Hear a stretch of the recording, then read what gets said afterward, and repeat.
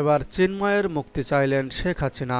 হিন্দু উগ্রবাদী সংগঠন ইসকনের সাবেক নেতা ও বাংলাদেশ সম্মিলিত সনাতনী জাগরণ জোটের মুখপাত্র চিন্ময় দাস মুক্তি চেয়েছেন গণ অভ্যুত্থানের মুখে ভারতে পালিয়ে যাওয়া সাবেক প্রধানমন্ত্রী আওয়ামী লীগের সভাপতি শেখ হাসিনা। বৃহস্পতিবার আওয়ামী লীগের ভেরিফাইড ফেসবুক পেজে প্রকাশিত এক বিবৃতিতে এই দাবি জানানো হয়েছে।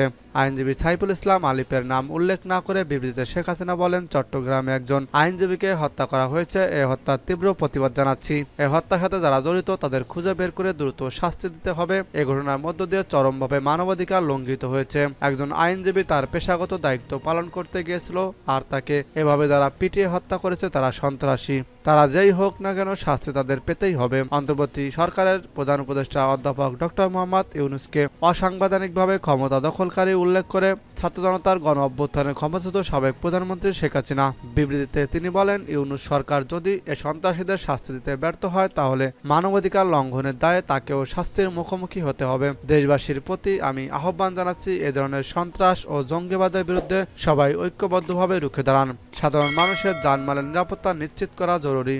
বর্তমান ক্ষমতা দখলকারীরা সর্বক্ষেত্রেই ব্যর্থতার পরিচয় দিয়ে চলেছে দাবি করে শেখ হাসিনা বলেন, নিত্য প্রয়োজনীয় দ্রব্যমূল্য নিয়ন্ত্রণ করতে ব্যর্থ, মানুষের জীবনের নিরাপত্তা দিতেও ব্যর্থ।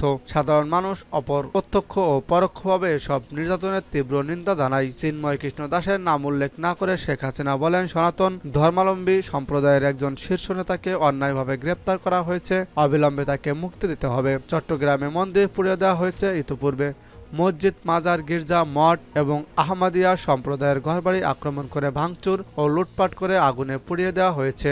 সব সম্প্রদায়ের মানুষের ধর্মীয় স্বাধীনতা ও জানমালের নিরাপত্তা নিশ্চিত করতে হবে। আওয়ামী লীগের অগণিত নেতাকর্মী, ছাত্র জনতা ও আইন শৃঙ্খলা বাহিনীর সদস্যদের হত্যা করার পরে চলছে মামলা, হামলা ও গ্রেপ্তারের মাধ্যমে হয়রানি। আমি এসব নৈরাজ্যবাদী ক্রিয়াকলাপের তীব্র নিন্দা ও প্রতিবাদ জানাচ্ছি বলে বিবৃতিতে জানান শেখ হাসিনা।